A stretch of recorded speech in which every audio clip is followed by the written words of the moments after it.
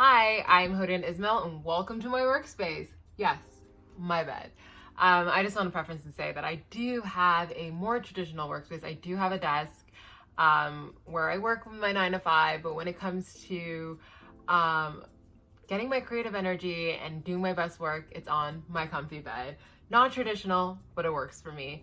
As a writer, it's a very tumultuous relationship. Writing, I don't think any writer would say the process is fun. It's a lot easier to have ideas once you try to write them down.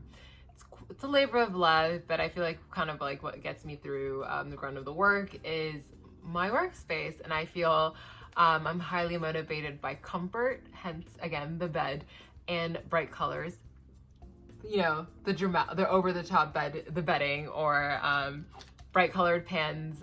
There's something about, color that motivates me as a writer, and I've been like that for a long time. I'd rather write with a pink pen than a boring, blue ink pen. My work process is a little chaotic, but it works for me, so no judging. But I'm a big notebooker.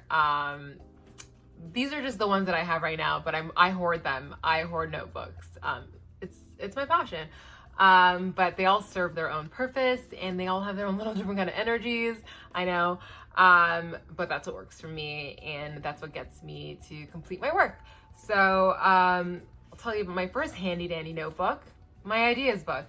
Again, bright color. That's what gets me through it, guys. This is where all my ideas start. So whether it's like a blog or a script or just something creative, it all starts in here. So this one's very special to me. Also, it's again chaotic. I'm my most creative at like 2 or 3 a.m. I'm a bit of a night owl, so sometimes I'll just have like bursts of energy in the middle of the night, and my creative juices are working, and so I'll always write it in here. And sometimes you just get like ideas off the fly, so I'll just like grab this notebook, write it down so I don't forget, and revisit it once I'm ready to continue writing. I wouldn't suggest anybody looks through this. It's like hieroglyphics. You will need to decode it, but if you're willing to accept that challenge, then some great ideas in this book.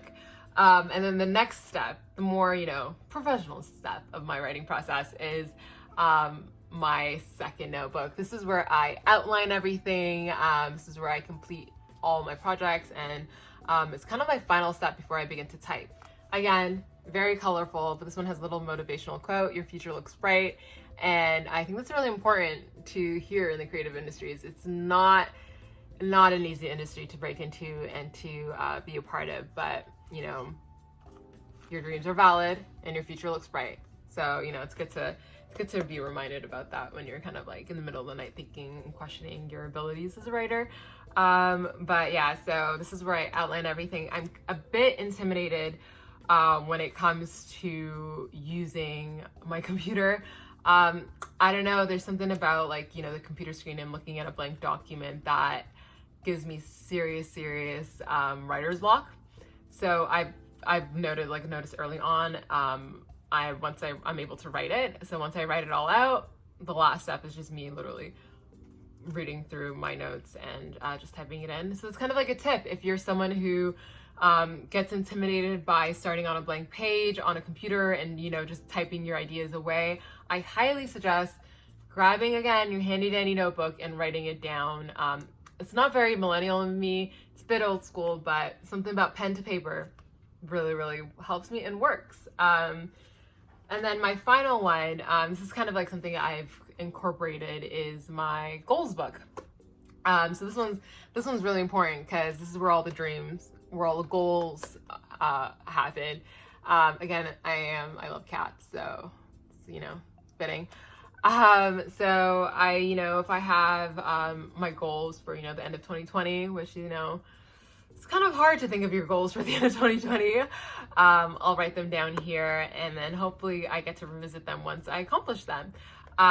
So I wouldn't open this right now because it's top secret, but I feel like professionally and personally, it's really good to write down your goals and write down what you want from your career or from your life, and actually have it you know, something tangible that you can see.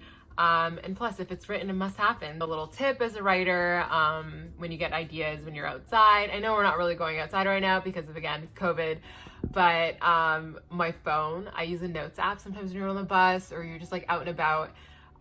Real life experiences can inspire your writing. Sometimes I just see something so ridiculous and I'm like, this would be a funny thing, like a little antidote to have in an episode. I write it down.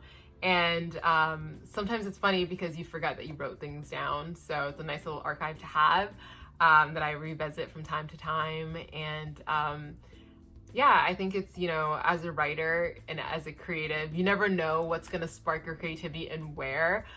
There isn't really one set way of doing it. Everybody's process is unique to them.